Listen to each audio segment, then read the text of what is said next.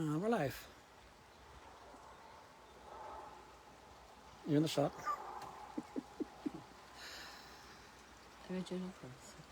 Hello everyone. Let's see who's here. Doing this on my camera, or my phone camera, because it's just easier to see in this light than the laptop. I was going to sit out in the hammock. I'll show you now. Where's here? I was out in the hammock there, and that would be where I was going to take the live thing, but you might hear the rain started. We had a shower. You can see the cloud there, and this is where we're staying. There's the view we have of our own pond down here. And here's the ducks coming. Quack, quack. Come up here now and I get some food from they eat the heather and the lavender. Aye, quack, quack yourself.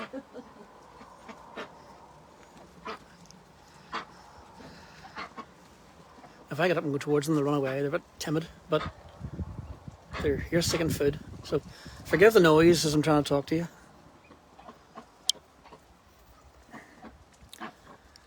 Oh, having a good time here anyway. I'm deciding to set this up here. Make it nice and neat. Let's see, is that right? Yeah, that seems okay. Right. No timer on this, and I don't know if any comments will come through. This is the first time I've used it on my phone. But if comments do come through, I'll see if I can answer them. We're having a nice relaxing time here. And yeah, the ducks are going to quack. Ducks do what ducks do. And let's see. Two people live. Thanks for joining me. Just such a relaxing time here that I thought best thing to do is just share my testimony. And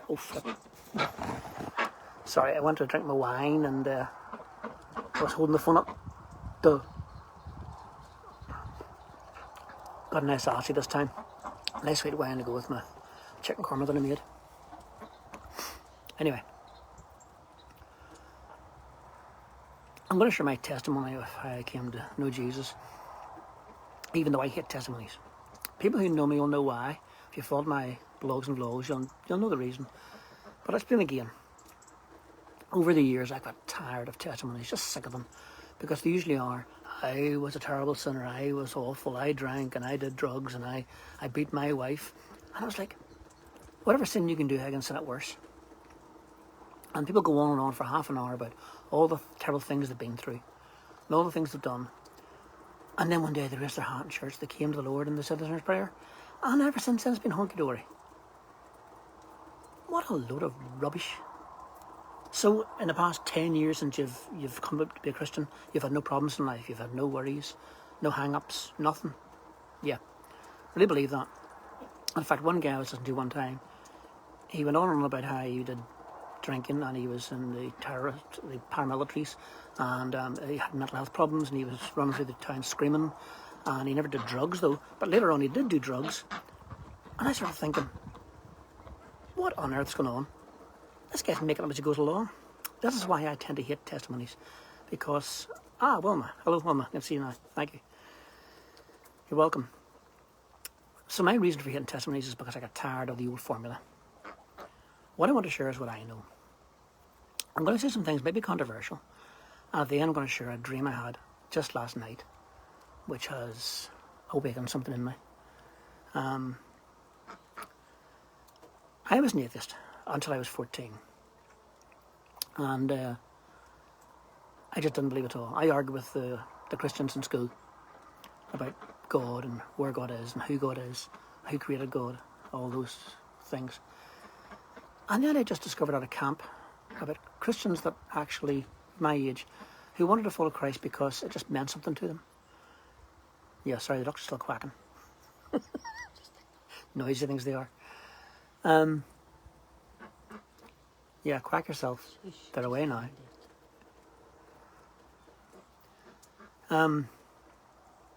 Being an atheist and then becoming a Christian, a Jesus follower I prefer because there's so much loaded with the word Christian. It gave me a perspective that others don't have to understand what atheists believe and what they think. The one thing I will say that atheists get wrong is atheists think that following Jesus is because it's a crutch to hold you up. And that is not what it is. If you want to say that religion's a crutch, fine. Even Christianity, following Christianity, is a crutch. If that's all you have, yes, it is.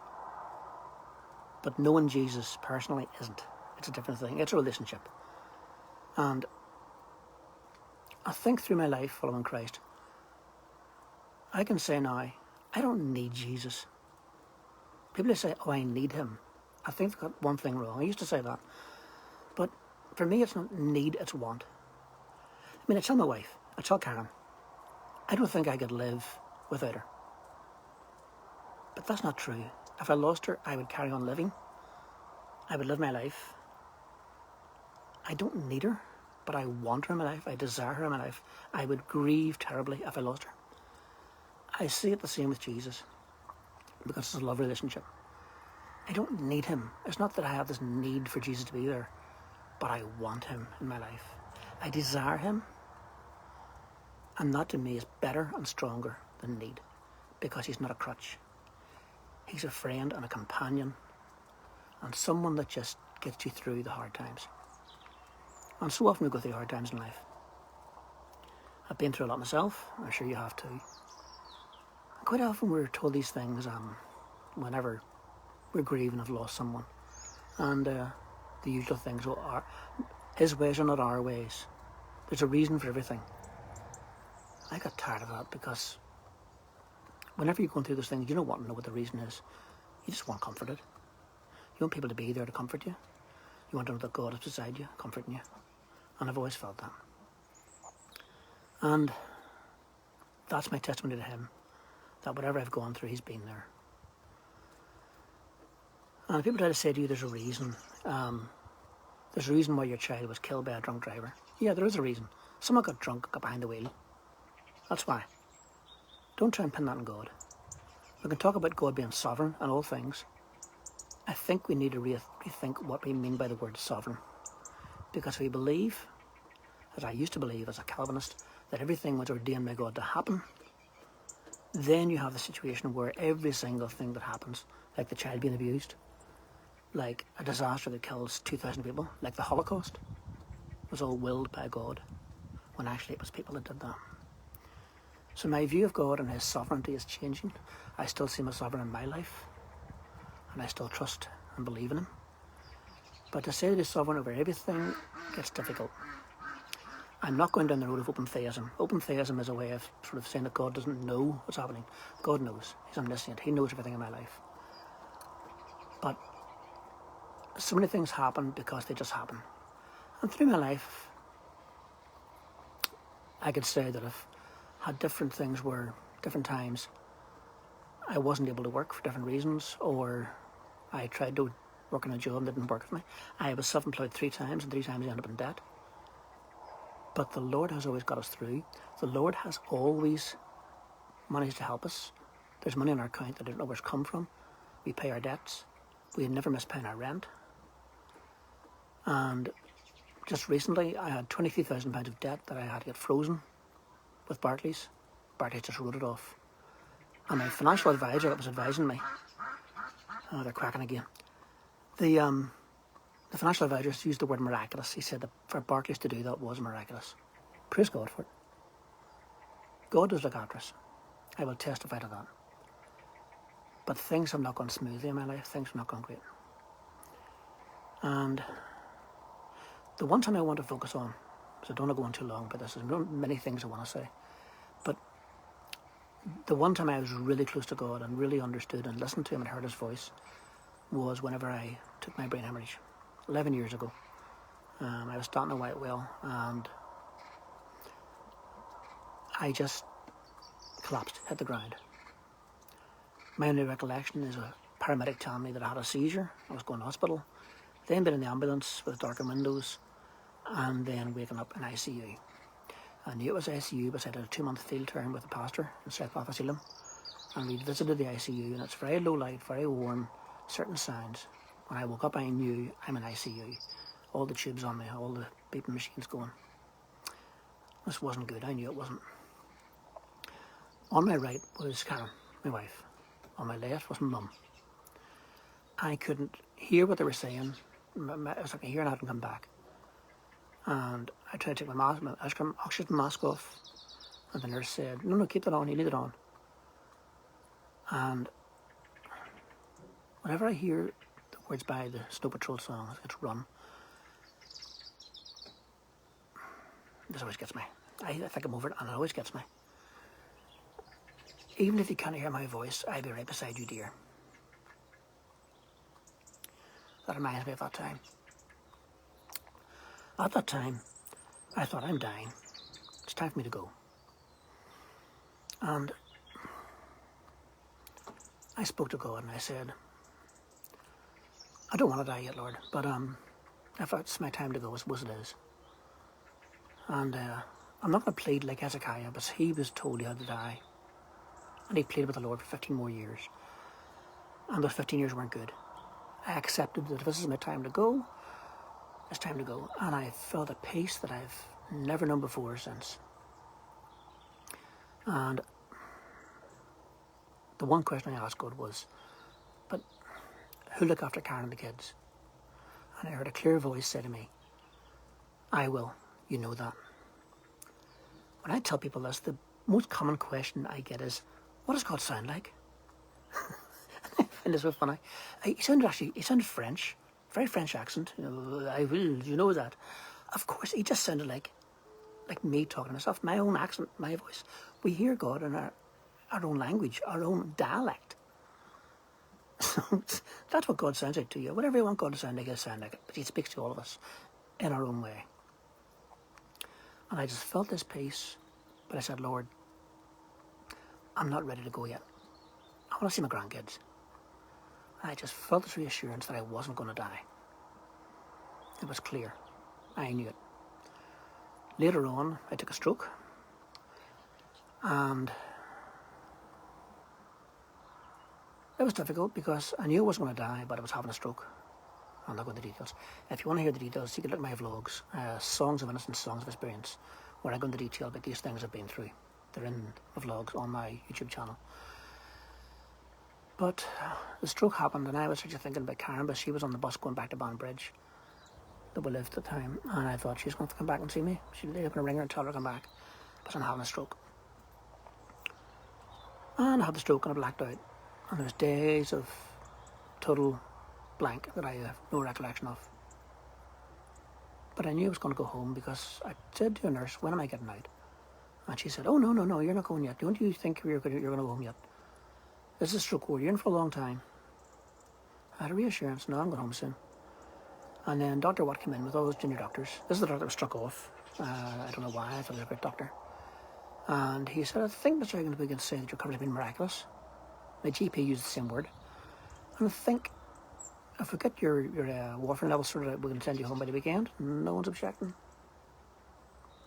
And the junior doctors didn't say anything, so we'll have you home by the weekend, Mr. Higgins. And I was. That's where reassurance comes when you need it at times. So, I have been through quite a few things, and I'm sure you have too. We all go through things in life. So, there's much more I want to say, but what I want to leave you with is a dream I had last night. There's a time in my life when I'm trying to wonder about my direction, what I'm doing, whether I'm doing the right thing, whether I'm following God's will. The dream I had, my mum came into our house. Mum passed away about, it'll be 3 years now this December. And she walked into the house. Hello, how you doing? I said, Mum, what are you doing here? You're dead. And Mum said, no, I'm not. I didn't die. I didn't. And I was able to say, I don't know who you are, but my mum. My mum died. She's gone. I have to leave. Quite a long dream. She came back, and this time she said that she did die, but she rose from the dead. She came back from the dead. And I had to say again, no, I know. I remember. You died and we buried you. Actually, we cremated her.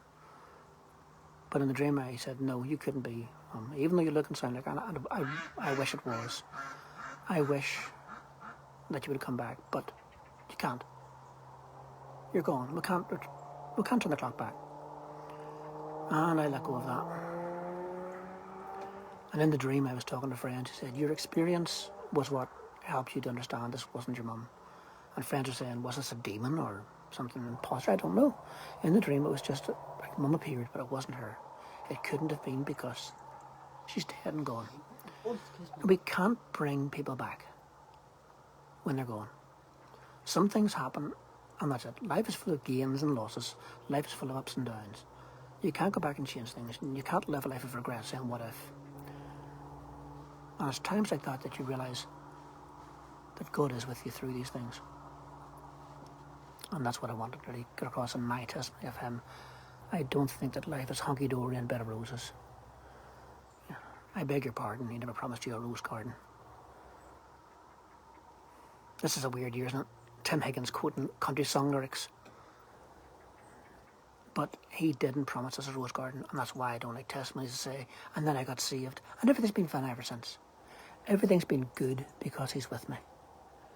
But life is fine? No. Life has its ups and downs. But he's my friend and my companion, and he's with me through it all. That's what's important. That's my testimony to him. And I'm thankful for the things I do have. I'm thankful for things in my life that I've got better and improved. And the things that I'm going through which are hard, I'm thankful for the experience. Because it equips me and prepares me to be able to have a voice and help others when I need to. And that's where I am right now. So thanks for being here with me. Thanks for listening. And let's see, we've got 3 live. Wilma, Carrie, and somebody else, I'm not sure who it is. Thanks for being here. We're heading back home soon. But lovely break we're having here, lovely time. Just relaxing, chilling. And I was looking for revelation and it came in that dream, you know. Hello Iris, you're watching now too. I'm going to save this on my visit page so you can watch it again. I'll also put it on my YouTube channel. And many more things I'd like to say, but I don't want to go on all night. I think that's enough. I'd say tune in on my vlogs and read their songs of innocence, songs of experience. That goes over more the detail of what I've been through, what I've faced. And those are my experiences more recently. Any questions, anyone? Any comments? Well, please feel free to put comments in below later on. This stays up on Facebook for all time, so feel free to put comments in. And I'll leave it for now. I'll see you again sometime soon. Thank you again for being with me. Remember, it's always, ever, only, forever, Jesus.